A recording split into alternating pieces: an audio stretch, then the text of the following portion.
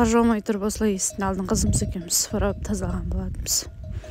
Жан жақтан бәрін кірімізді жуып алып, оба күн суып жатыр деп бәрі күн суыған кезде әрекетіміз жасаймыз ғой.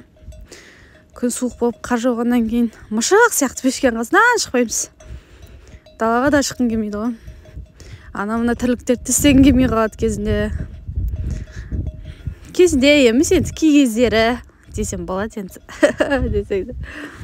Осылай жапырақтардың бәрін сыпырып тазалап ауылдың жұмысы. Қазір осы аудионы мен қойдың басында қойды қайтарып келіп жатырмын. Сөйтіп аудио сөйлеп жатырмын. Бәрі шынайы. Тек қазақ тілінде. Орыс, өзбек, ұлт жоқ бізде деп. Ондай тілмен сөйлемейміз. Осылай. Бұл кездерде қызымыз екеуміз қой суғарғанбыз. Ата үшеуміз. Қойлар күн суған екен онша көп ше бермейді ғой.